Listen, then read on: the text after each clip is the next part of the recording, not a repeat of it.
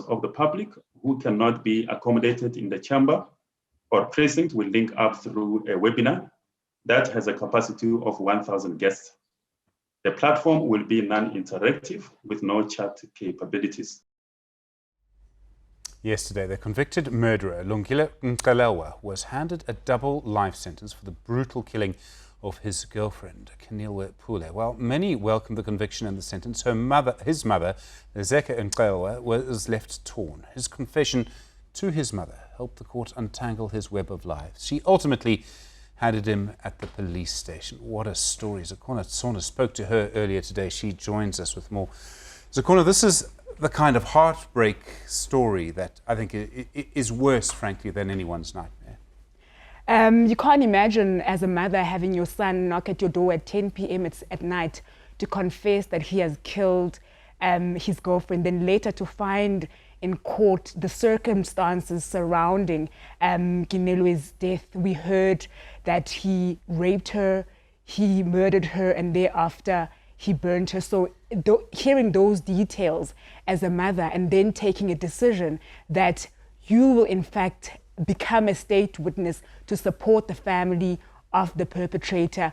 I mean, when I spoke to her today, she mentioned that she had attended his entire trial just to make sure that he tells the truth, because we heard from the judge yesterday that he lied a lot in court to try and cover what he had done. So his confession to her actually helped the court in this matter. It's just incredible. I mean, when you speak to the mom, the mother, how does she feel now? What is she saying about it all now? So yesterday when she was in court, you could see that she was seated right next to Keneilwe's family. So you did get a sense that the families had good relations. But what was also very strong in her presence in court is that she basically was crying throughout the court proceedings, because for her it was very painful. One of the lawyers that I spoke to after said that was the hardest witness on the stand, the mother testifying against her own son. But let's take a listen to some of the sound bites that we got from her today, where she says that was also hard for her to be on that stand. Njengoba umephaya uwitnessa ngonyana wakho bekunjani? Yo, bekubuhlungu sisi. Bekubuhlungu. Ize kusesebuhlungu nagogo. Sesebuhlungu nagogo. Kodwa ke ndisendaxola. Yabenifuna vele ukuthi sincedisane, benceda vele isizwe.